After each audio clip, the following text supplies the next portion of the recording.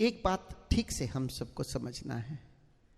एक तो है अनुभव जो हमें ध्यान की में समाधि की गहराइयों में होते हैं, और एक है मार्ग की समझ।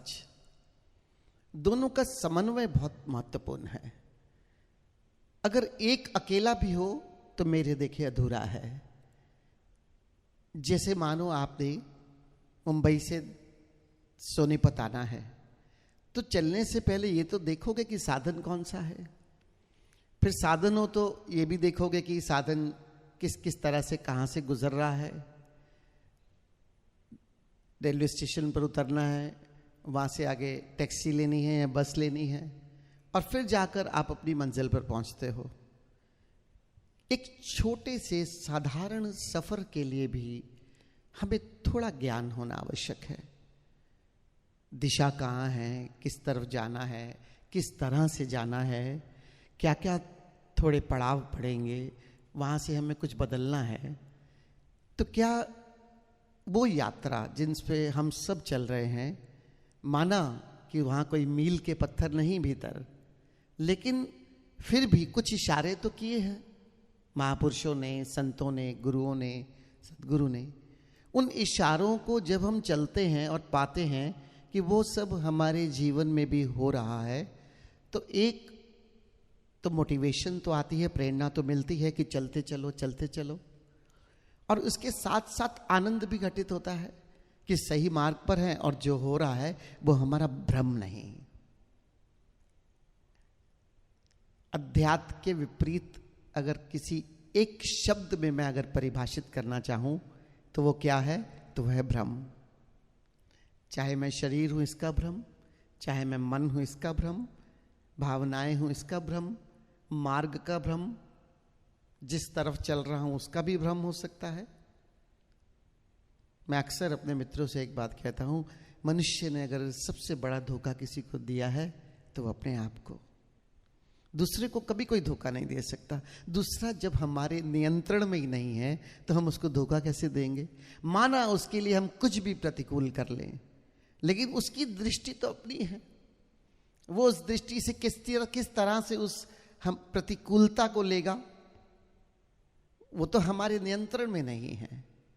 तो कर क्या सकते हैं? दूसरे का तो हम कुछ भी ना बिगाड़ सकते हैं, सच पूछो तो ना संवार सकते हैं।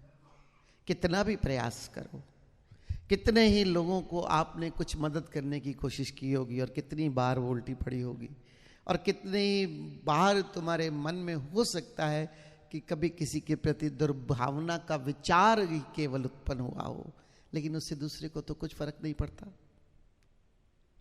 जो भी होना है सबसे पहले इधर होना है, मेरे भीतर।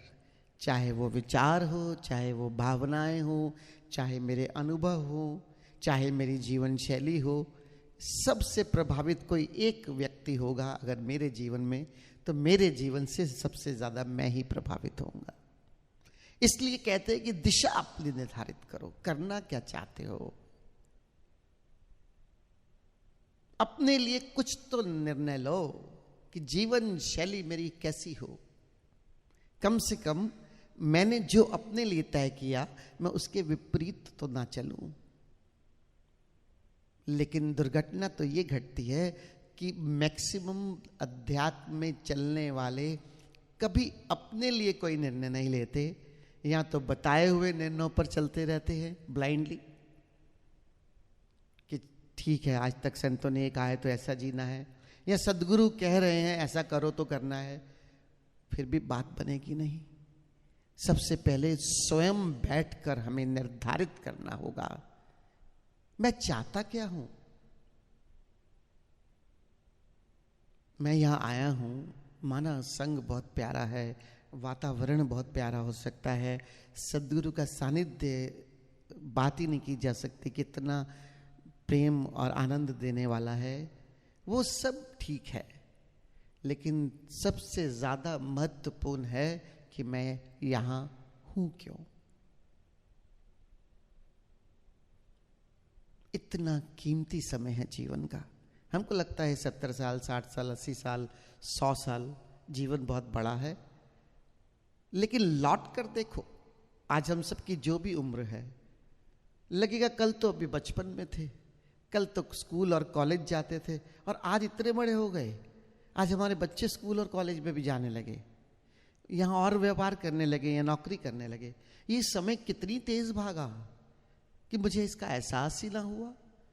अगर मेरे 50, 55, 60 जो भी हमारी यहाँ उम्र है, या 40 या 45, अगर हमें इस जीवन का पता नहीं चला, तो ये जो बचे हुए जीवन है जिनका कोई भरोसा नहीं है, एक पल है, एक साल है, या 20 साल है, या 50 साल है, ये कैसे गुजरेंगे।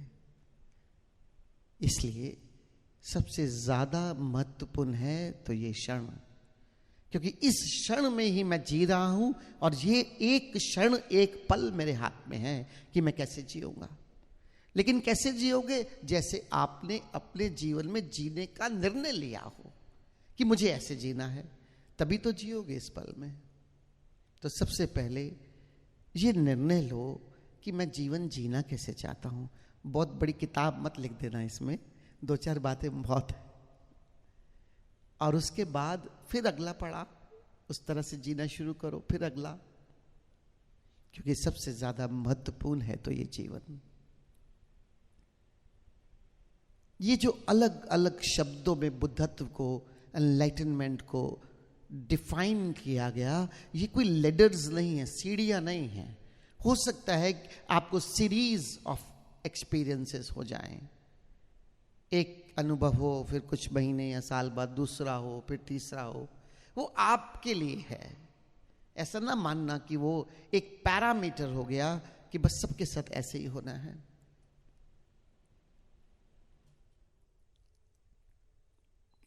अलग अलग संत अलग अलग शब्दों में अपने अनुभवों को एक्सप्लेन करने का, डिफाइन करने का, वर्णन करने का प्रयास कर रहे हैं। कर नहीं पाए, प्रयास कर रहे हैं। आत्मज्ञान, ब्रह्म ज्ञान, निर्वाण ये कैसा होगा, इशारे दिए गए हैं। लेकिन किसी ने सिर्फ केवल ज्ञान की बात की, महावीर की बात करो तो, किसी ने सिर्फ ब्रह्म ज्ञान की बात की, किसी ने आत्मज्ञान को ही बस जान लिया, हो गया। एक अनुभव भी पर्याप्त है, और वो भी छोड़िए, ध्यान का भी एक अनुभव पर्याप्त है आपके जीवन को रूपांतरित करने के लिए।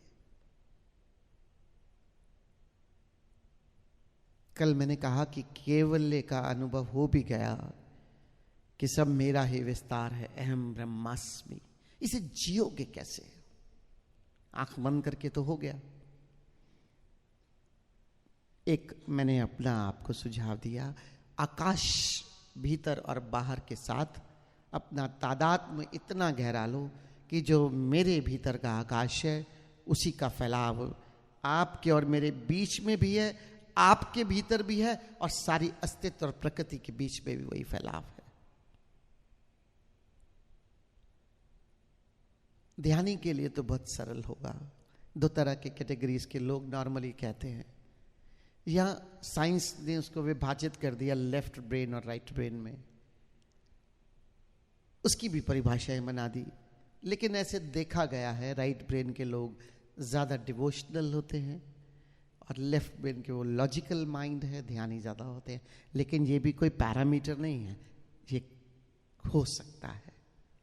और बहुत सारे लोग हैं जिन्होंने अपने दोनों ब्रेन्स को साधा, जागरूक हो गए, और उस जागरूकता में आप धीरे धीरे बीच में आने लगते हो। बीच का मतलब 50-50 नहीं, 45-55, 40-60, दोनों ही तरह के ब्रेन्स हमारे एक्टिवेट हो जाते हैं।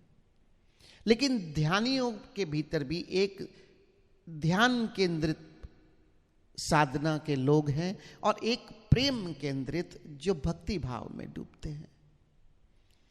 अब जिस तरह की मेरी शैली है, जिस तरह का मेरा सहज स्वभाव है, एक बात समझ लेना, मुझे अनुभव भी उसी तरह के होंगे, क्योंकि मेरे लिए वो सरल पड़ेगा उस मार्ग पर चलना।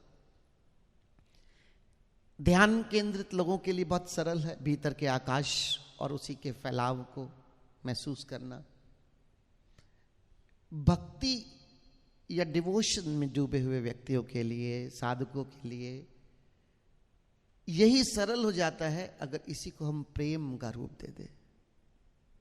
जो प्रेम स्वरूप परमात्मा मेरे भीतर, जो मेरा स्वभाव है, जो मेरे चैतन्य का स्वभाव है, जो मेरी आत्मा का स्वभाव है, जो केवल कुछ दिखावा नहीं कि मुझे किसी को करना है या पाना है, जो मेरा स्वभाव है मेरे चैतन्य का, उसी का फैलाव मैं सबके भीतर प्रेम रूप में भी देख सकता हूं, और वो आकाश ही प्रेम हो जाएगा।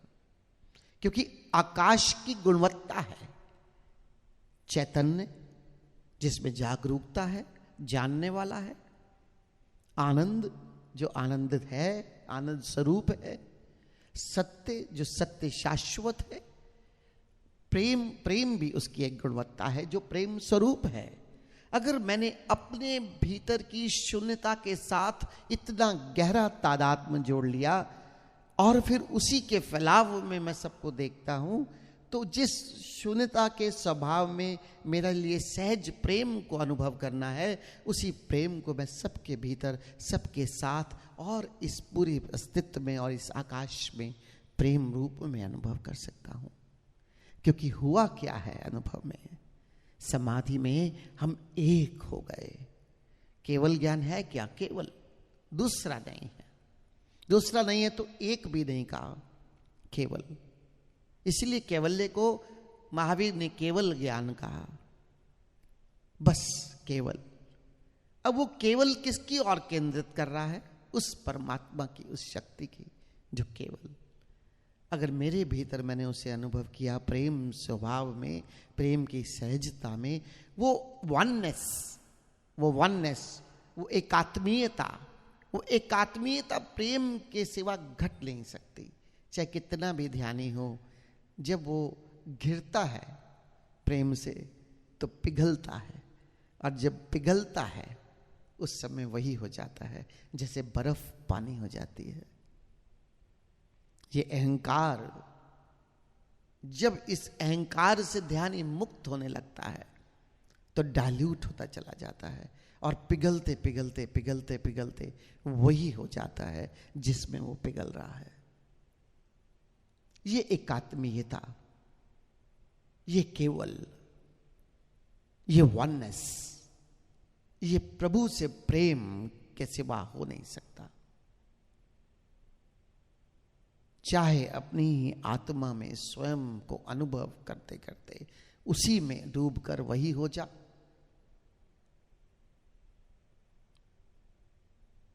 और मैं कौन हूं को जान लो, और फिर मेरा ही विस्तार सब है।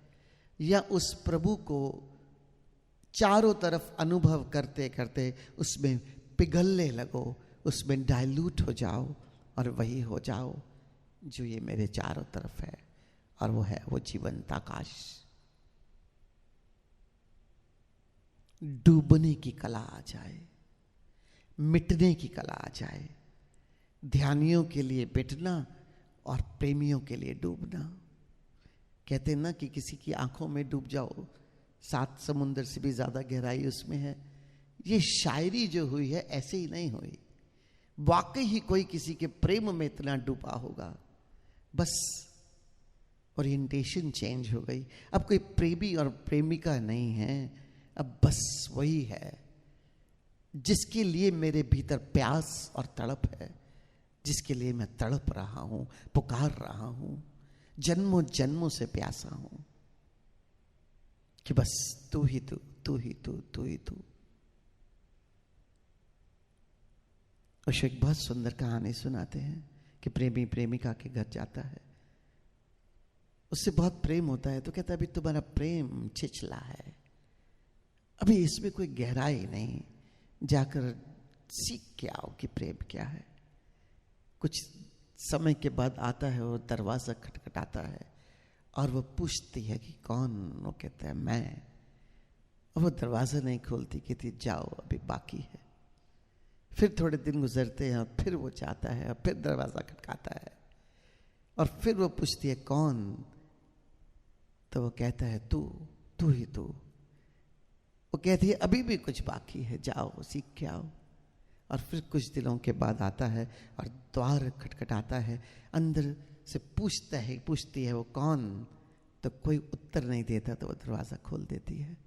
अब पूर्ण हुआ, ये मैं और तू के पार, ये भी एक अनुभूति है। जैसे संतों ने निर्वाण कह दिया, बस है, न मैं न तू।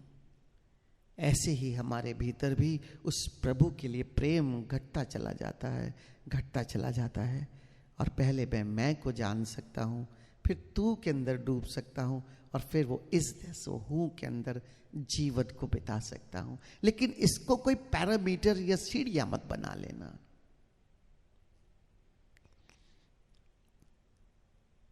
ओशो इतना ही कहते हैं, इस बात का अर्थ सिर्फ इतना ही लेना कि सबसे पहले अगर किसी ने परमात्मा की अनुभूति की है तो अपने भीतर की है, और फिर सर्वत्र में उसी को जाना है। इसीलिए इंद्रियों को अंतर्मुखी करके जब हम अपने भीतर डूबते हैं, वो जो प्रभु के सब स्वभाव और उनकी अनुभव या गुणवत्ता है वो अपने अपने आत्मतल, अपनी शून्यता में अनुभव कर लेते हैं। अपने भीतर के आकाश से तादात्म्य जोड़ो, स्वयं से प्रेम करो, स्वयं के प्रेम में ही डूब जाओ। और फिर जब स्वयं के भीतर डूबोगे और पाओगे कि तुम कहां हो, वो तो वही है।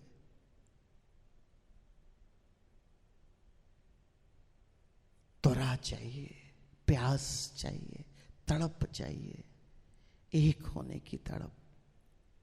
ये जो विधियां हम कराते हैं डुबाने से पहले या एक होने से पहले, उसका अर्थ सिर्फ और सिर्फ इतना है कि शरीर मन भावों के तलों से पार जाकर वो चैतन्य जो मेरे भीतर है, वो जो शून्यता है, मैं वहां पर पहुंचकर वहां रमण करते हुए उसी में डूब जाऊं। बस सिर्फ इतना ही। ओशो कहते हैं टोटैलिटी से विधि करना, ताकि तुम पूर्णता से मिट सको। और ये टोटैलिटी की परिभाषा कैसे करोगे? सिर्फ और सिर्फ एक ही परिभाषा है टोटैलिटी की।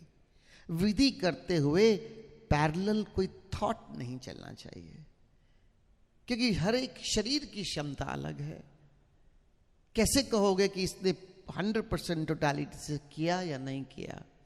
बस तल्लीन होकर पूरी लगन के साथ हर चरण को इस तरह से करना कि बस वही चरण, कोई दूसरा पैरेलल थॉट ना चल पड़े। एक थॉट आए और तुम उसमें रमण करने लगे, समझ लेना कि टोटैलिटी से नहीं कर पाए। बस इतना सा पैरामीटर है टेक्निक का। और फिर देखो, जब मौन के क्षण होंगे, जब ध्यान का चरण होगा, जब ध्यान की अवस्था में डूबोगे तो इतने गहरे चले जाओगे, क्योंकि तैयारी पूरी तरह से की है डूबने की, और अब डूबने से कोई रोक नहीं सकता। चलो आज सिर्फ इतना ही।